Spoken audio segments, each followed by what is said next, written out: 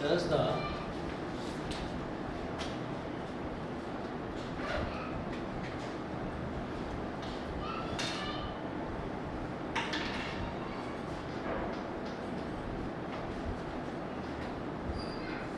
applied EMF is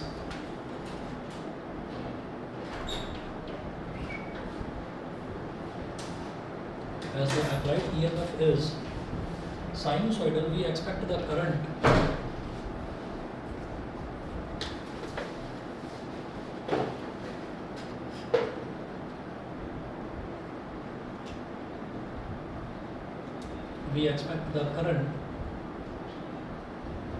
as the applied EMF is sinusoidal, we expect the current also to be sinusoidal. We expect the current also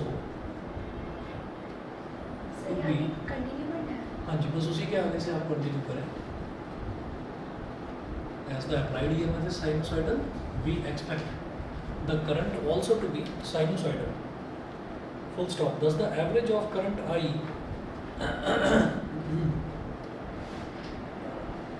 thus the average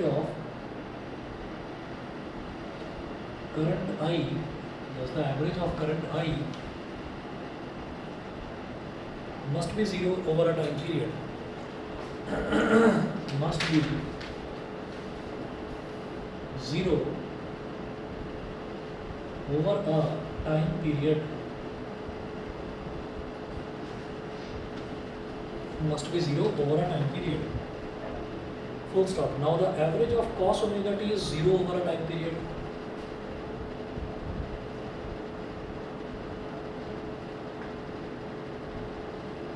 Average of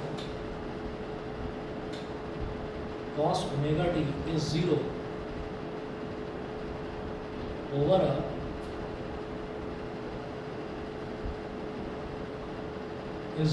a time period, comma, hence the integration constant in the above equation must be 0. Hence the integration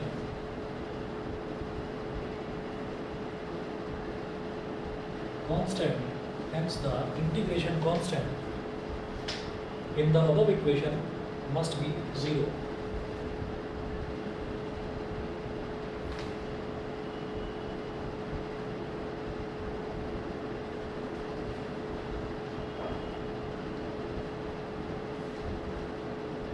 Hence the integration constant in the above equation must be 0. तो जरा देखिए above equation क्या, मतलब वो वाली equation जो हमने कल लिखी थी, वो इक्वेशन क्या है? I is equal to minus E naught upon omega L. I is equal to minus E naught upon omega L minus E naught upon omega L cos omega t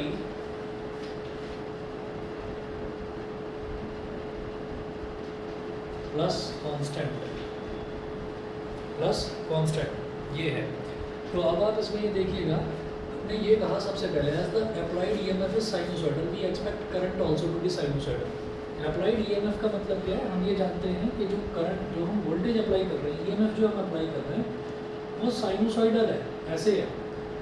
अच्छा, तो जो करंट है, current भी sinusoidal होगा, ठीक है. तो वो बोल रहे हैं current, we expect the current also to be sinusoidal. Thus the average of current I must be 0 over a time period. यानी कि ये जो आई है ना करंट, इसका एवरेज वैल्यू, अगर मैं ओवर अ टाइम पीरियड की बात करूँ, ओवर अ टाइम पीरियड का मतलब क्या है? एक टाइम पीरियड का मतलब ये होता है कि जिसमें हमारी एक वेव पूरी कंप्लीट हो जाए, ठीक है. तो उसमें अगर मैं एवरेज वैल्यू करंट की निकालूंगा तो करंट जो है जितना ऊपर उठा उतना ही नीचे गिरा. फिर मतलब पॉजिटिव साइड में जिस तरीके का है, नेगेटिव साइड में भी बिल्कुल उसी तरीके का है. तो इन सारी वैल्यूज़ को अगर मैं ऐड कर दूँ तो जितना वो पॉजिटिव साइड में है उतना ही वो नेगेटिव साइड में है.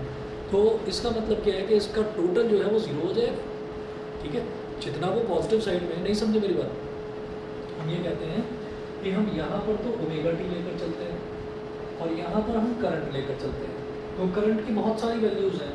मान लो करंट की यहाँ पर वैल्यू कितनी है? मान लो 2 एम्पियर. यहाँ पर वैल्यू कितनी है? 3 एम्पियर.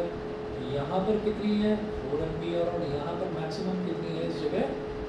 5 एम्पियर। समझ गए? तो इन सारी वैल्यूज़ को मैंने ऐड कर दिया। इंटीग्रेशन का मतलब ये एडिशन होता है।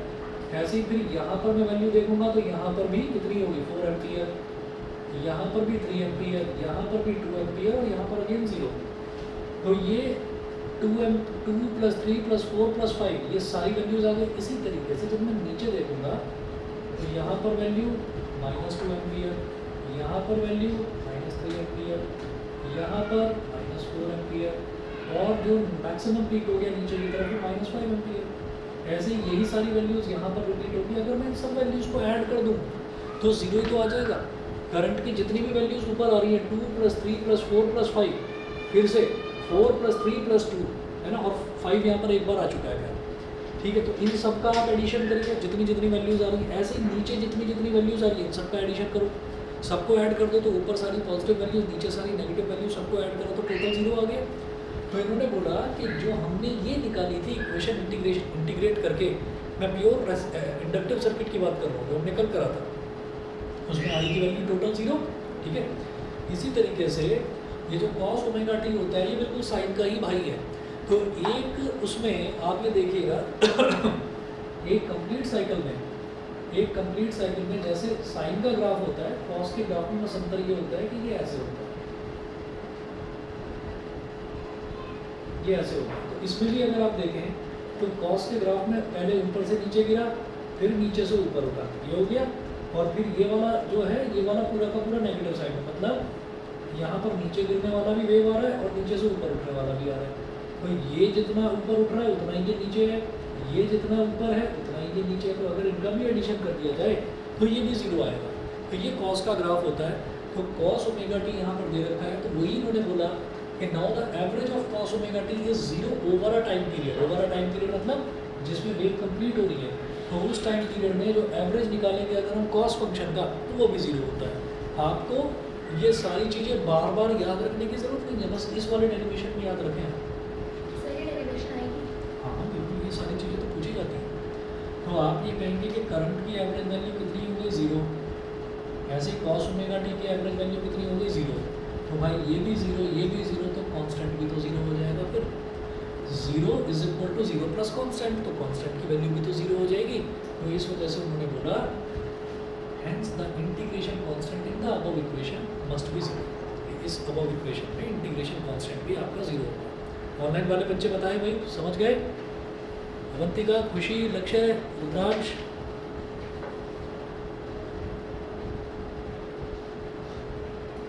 बताइए भाई, बाकी बच्चे क्लियर है? सर जैसे ड्रिफ्ट वेलोसिटी और इन सब डेरिवेशन मैंने करी थी, ऐसी इसकी भी करनी करना है बिल्कुल। जितना भी थ्योरेटिकल पोर्शन लिख पा रहे हैं वो थ्योरेटिकल पोर्शन लर्न करते जाओ। जब थ्योरी मजबूत हो जाएगी तो अपने आप फिर मन करेगा कि अब मैं न्यूमेरिकल्स जरा ट्राई करूँ। क्योंकि आप ये देखें कि 12th के जो आप एग्ज़ाम के पिछले साल के पेपर उठाकर देखेंगे ना, 70% थ्योरी है, 70% थ्योरी है। अब 70% थ्योरी, पहले बच्चा तैयारी इस तरीके से करता है कि पहले 70% थ्योरी मजबूत करो, वो हो जाए तो फिर हम खुल कर खेलेंगे।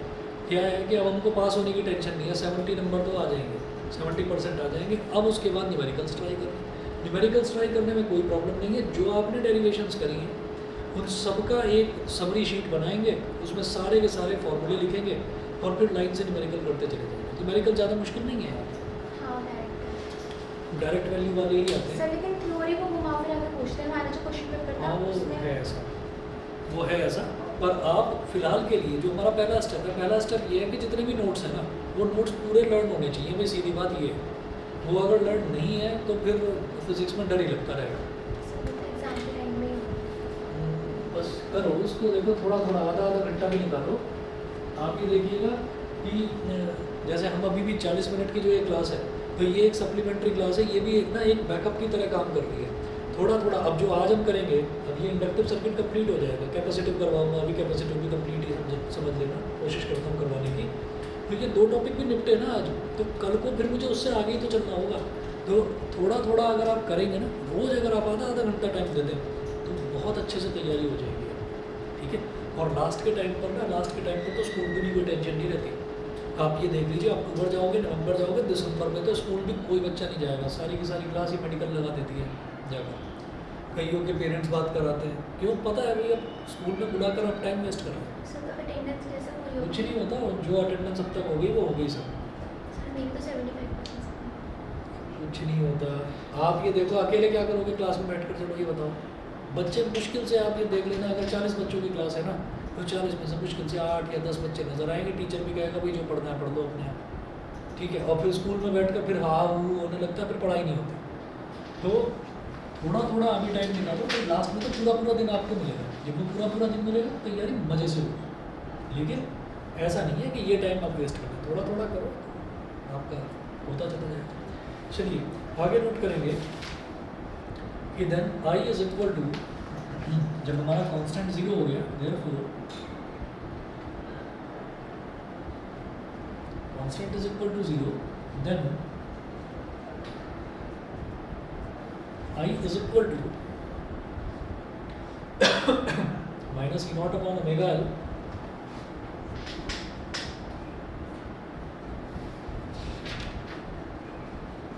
Minus E naught upon omega L cos omega t, ये हो गया। तो ये जो E naught upon omega L है, इसको ना I naught बोल दूंगा, तो इसको हम बोल देंगे माइनस तो है ही, ये हो गया I naught cos omega t, I naught cos omega t। I is equal to minus I naught cos omega t, तो I is equal to I naught और ब्रैकेट में लिखिए आप माइनस का cos omega t। ये जो minus का cos omega t है, ये माइनस का cos omega t को अगर मेरे को साइन में कन्वर्ट करना है, तो हम क्या करेंगे, साइन ओमेगा t, आप I naught लिखो ऐसे, और हम ये जानते हैं कि sine 90 minus theta cos theta के इक्वल होता है। तो आप क्या करो, माइनस तो लिखा रहने दो, यहाँ लिखो साइन 90 माइनस थीटा, यानी कि sine pi by 2 minus omega T. समझ गए, 90 का मतलब क्या हो गया, पाई बाई 2, तो साइन 90 माइनस थीटा, ये हो गया।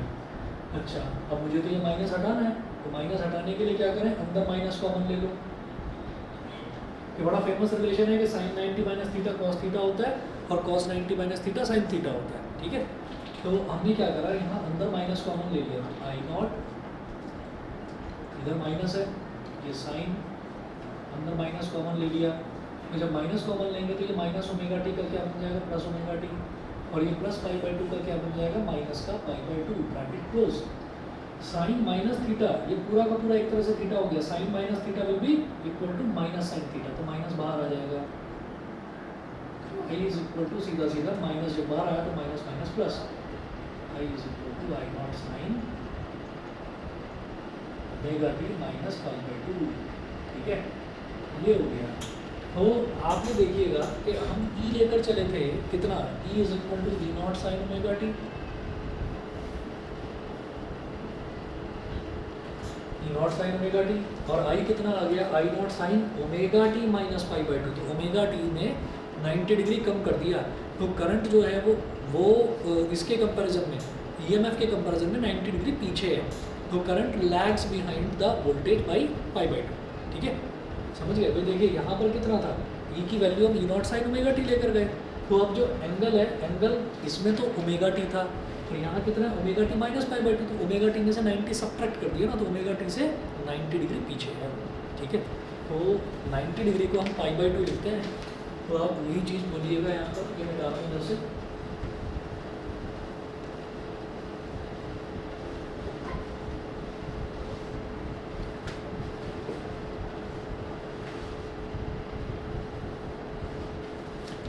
यहाँ पर लिखिएगा 10 in an inductive AC circuit the voltage, या बल्कि ये बोलिए 10 in an inductive AC circuit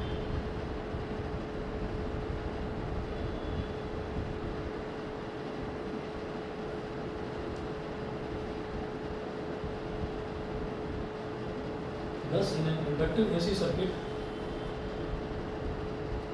the current lags behind the voltage by 90 degree. The current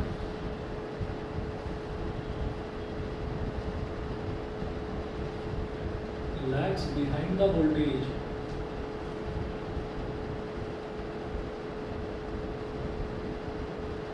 in phase by pi by to और 90 डिग्री, मतलब फेज में वो पीछे रह जाती है। कितना पीछे रह जाती है करंट उसके, कितना पीछे रह जाती है पाई बाई टू, यानी कि 90 डिग्री। अच्छा जी, अब इसका वही बनाएंगे, पहले तो ग्राफ बनाएंगे और फिर फेजर बनाएंगे। तो ग्राफ बनाएं सबसे पहले, मैं इस तरफ बना रहा हूँ बीच में ग्राफ।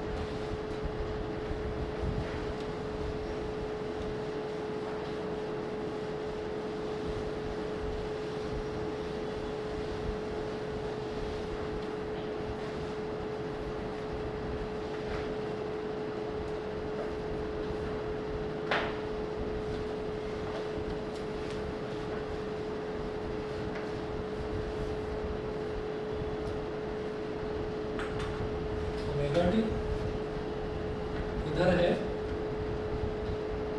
ईएमएफ ई कॉमा आई, ये हो गया। और फिर सबसे पहले तो वही ई बनाएंगे, सबसे पहले तो बनाएंगे ई।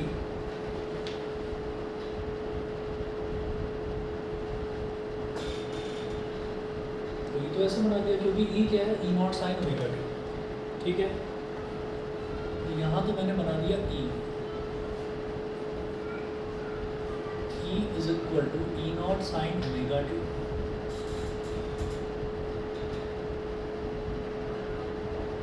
ये इसकी मैक्सिमम वैल्यू E नॉट हो गई, ठीक है। अच्छा, अभी ये लिखिए वैल्यू इनकी, ये ओमेगा टी लिया है यहाँ पर एक्स एक्सेस पर, तो ये 0, ये पाई बाई टू, इधर बनाऊंगा पाई बाई टू, इधर लिखूंगा, इसको लिखेंगे पाई, पाई लिखेंगे नीचे की तरफ, ऐसे ये वाली वैल्यू 3 पाई बाई टू, इसको इस तरफ लिखो, और ये वाली वैल्यू 2 पाई को ऊपर लिखो, ठीक है। अब जरा देखिएगा कि ये जो करंट है, current lags behind the voltage by pi by two. तो करंट जो है वो करंट पीछे रह गया, करंट पीछे रह गया, 90 डिग्री पीछे रह गया। इसका मतलब क्या है कि करंट जो है वो 90 डिग्री उससे लेट है, एक तरह से ये समझिए कि लैग्स बिहाइंड मतलब वो लेट है। अब यहाँ पर हम ये कहेंगे भाई करंट की जो मैक्सिमम वैल्यू है वो ईएमएफ की मैक्सिमम वैल्यू से थोड़ी सी कम होती है, आई नॉट थोड़ा सा कम होता है। तो यहाँ पर आपने आई नॉट थोड़ा नीचे दिखा दिया। इसका मतलब क्या है, इसका मतलब वही साफ है कि ये जो करंट है, current lags behind the voltage. तो लैग्स बिहाइंड द वोल्टेज ये है कि आप सुबह 7 बजे उठ रहे, आपने अपने जो भी दिन भर के काम होते हैं वो शुरू कर दिए। मैं तुमसे 1 घंटा लेट हूँ, तो मैं कब उठूँगा? 8 बजे। तो मेरी जो दिनचर्या है, मेरा जो डेली का रूटीन है वो कब शुरू होगा? वो 8 बजे शुरू होगा, लेकिन तुम्हारा तो 7 बजे हो चुका शुरू। तो अब क्या है कि ये जो ईएमएफ है ये तो हो गया इनिशियली 0 से स्टार्ट, लेकिन मैं तो 90 डिग्री लेट हूँ क्योंकि मैं तो करंट हूँ। तो मैं 90 डिग्री लेट हूँ तो मैं कहाँ से स्टार्ट करूँगा? मैं यहाँ से स्टार्ट करूँगा, समझ गए? मैं 90 डिग्री लेट हूँ ना, ये 7 बजे का टाइम है, ये 8 बजे का टाइम है। भाई टाइम एक्सेस है, आप ओमेगा टी ले रहे हैं, हम टाइम को किससे रिलेट कर रहे हैं? एंगल से रिलेट कर रहे हैं। तो अगर करंट आपका ईएमएफ यहाँ शुरू हो गया तो भाई करंट आपका 90 डिग्री लैग कर रहा है, करंट उससे 90 डिग्री पीछे है, लैग कर रहा है। तो इसका मतलब क्या है कि करंट जो है वो लेट चल रहा है। कितना लेट चल रहा है? Pi by two angle late चल रहा है। तो pi by two angle late चलने का मतलब क्या है कि करंट की भी वेव फॉर्म बिल्कुल ऐसी ही बनेगी, है ना। लेकिन वो कैसी बनेगी? वो ऐसे, हम डॉटेड बनाएंगे करंट की वेव फॉर्म को। मैक्सिमम वैल्यू ये होगी, हाँ सॉरी मैं आ रहा हूँ, फिर जो ओरिजिन पर आ रहा हूँ। पहले तो सिर्फ इतना समझो कि भाई ये 90 डिग्री पीछे है, 90 डिग्री पीछे है मतलब 90 डिग्री लेट है। लेट है तो मतलब ये 0 पर शुरू हुआ तो ये 90 डिग्री पर शुरू होगा। क्लियर? ठीक है। तो हम क्या करेंगे, हम यहाँ से ये वेव ऐसे बनेगी, मैक्सिमम वैल्यू होगी इसकी कहाँ पर? इसकी मैक्सिमम वैल्यू होगी बेटा पाई पर। स्टार्ट हुआ ये 0 से, मैक्सिमम वैल्यू इसकी पाई पर होगी। मैं इसको थोड़ा सा ऐसे दिखाऊंगा,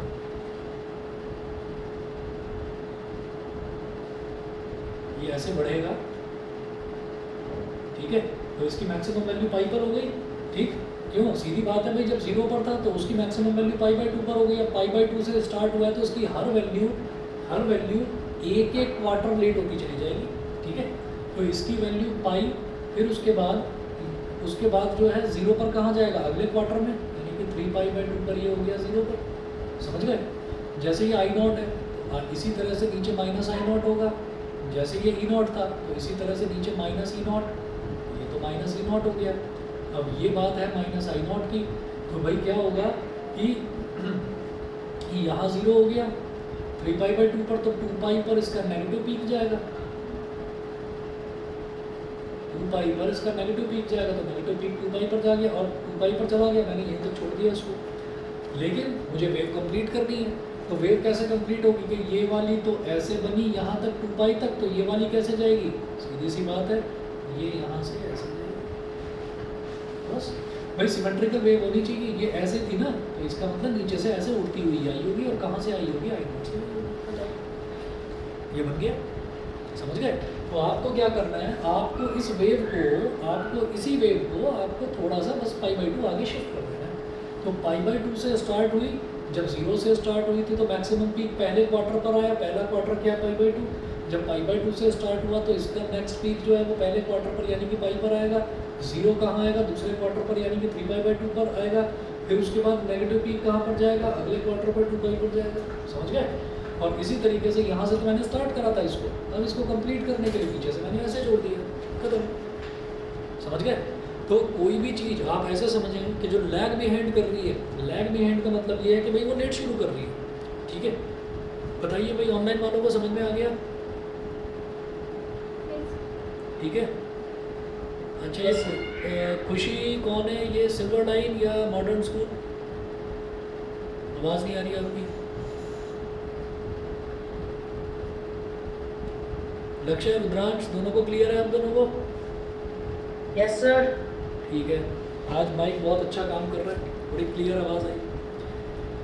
चलिए जी, ये हो गया। इसके बाद में इसको आप लिखेंगे figure A,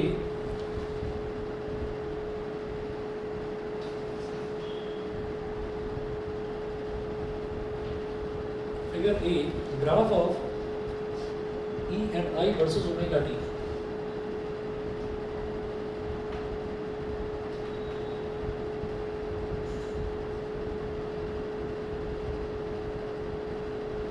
graph of E and I versus omega T, ये हो गया। तो ये तो ग्राफ बना दिया, ग्राफ बनाने के बाद आपको क्लियर है। उसके बाद देखिएगा अगला जो है, अगला हम देखेंगे फेजर डायग्राम।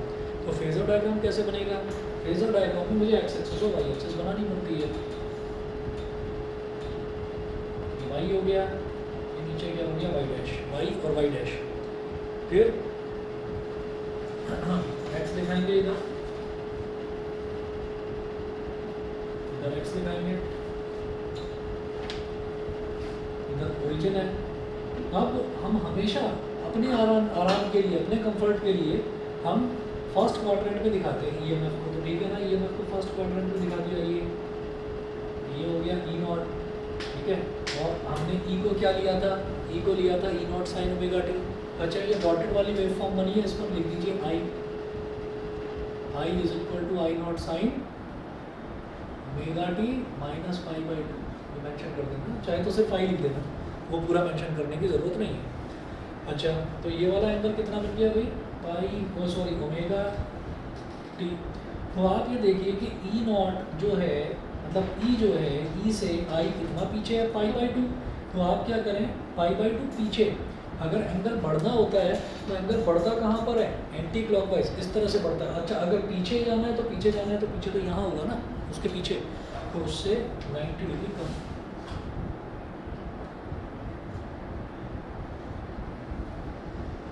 ठीक है, और जो लेंथ है ना, जैसे कि ई नॉट की लेंथ थोड़ी ज़्यादा दिखाई है, तो आई नॉट की लेंथ थोड़ी कम दिखाना, क्योंकि आई नॉट करंट जो है वो ईएमएफ से हमेशा कम होता है। तो यहाँ पर आपने आई नॉट दिखा दिया, आई नॉट दिखा दिया, तो बेटा ये पूरा का पूरा देखो कितना बन गया, ये पूरा एंगल 90 डिग्री, तो वो उससे 90 डिग्री पीछे है, समझ गए। अच्छा एक चीज़ और मैं आपको समझाना चाहूँगा कि यहाँ से इसमें ना ये देखकर ये कंफ्यूज मत होना कि भाई ये वाला एंगल तो पूरा 90 डिग्री बन रहा है, तो किस तरीके से इसको समझूँ।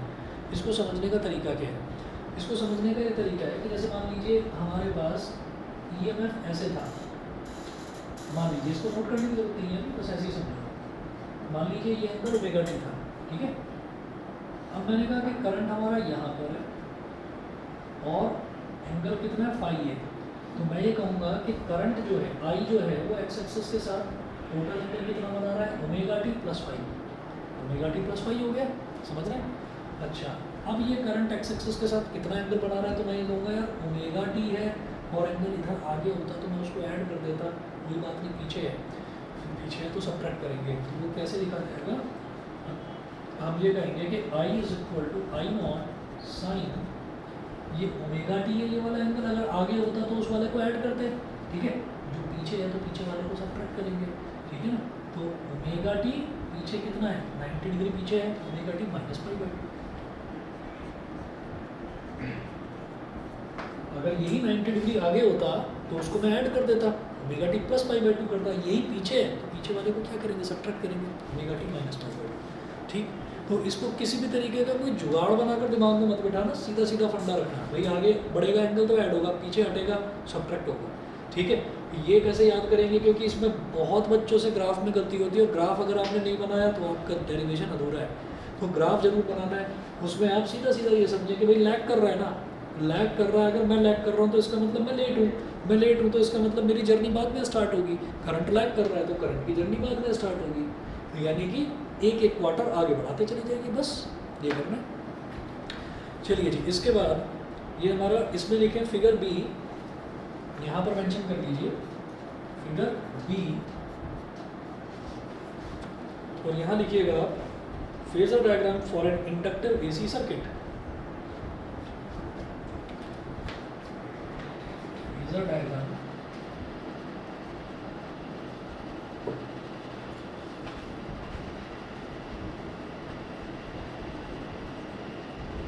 For an inductive AC circuit,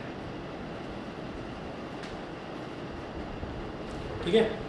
बोलो भाई समझ गए, ऑनलाइन वाले बच्चे बताइए, क्लियर है। इसके बाद एक टर्म लिखो इसी में, इंडक्टिव रिएक्टेंस।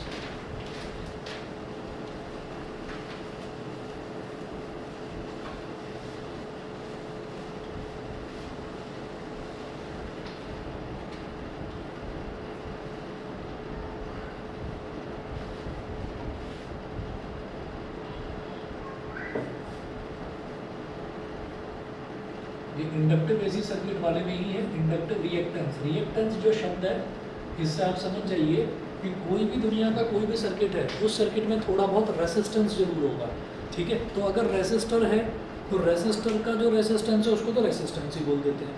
इंडक्टर का जो रेसिस्टेंस है उसको बोलेंगे inductive reactance.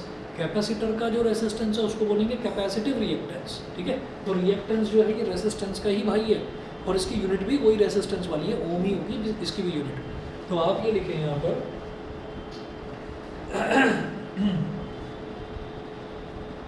It is a measure of the effective resistance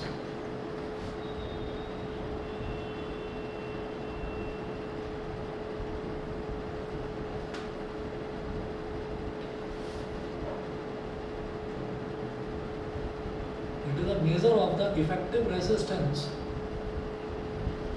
is a measure of the effective resistance or opposition offered by the inductor or opposition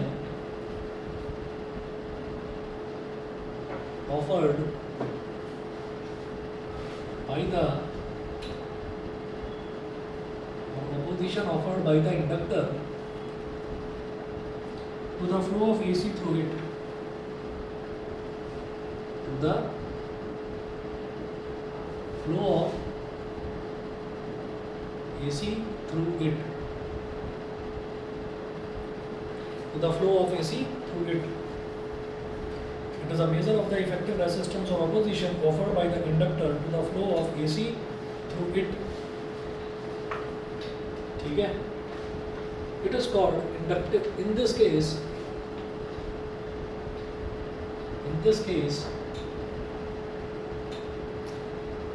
it is called inductive reactance.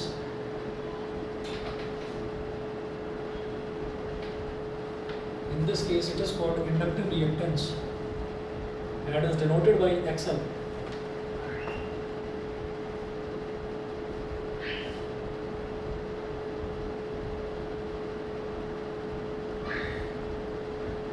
And is denoted by XL. Therefore, XL is equal to omega L.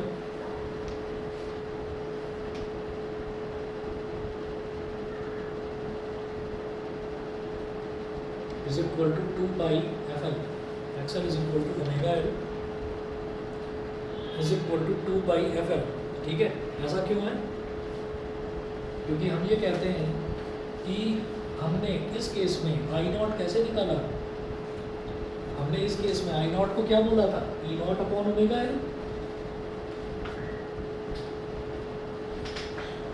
Derivation में देखिएगा यहाँ पर हमारे पास E naught upon omega L था, उसको मैंने आई not लिख दिया था, मैं बता चुका हूँ, तो आप देख लेते बोर्ड पर लिखा है I naught is equal to E naught upon omega L. Compare it with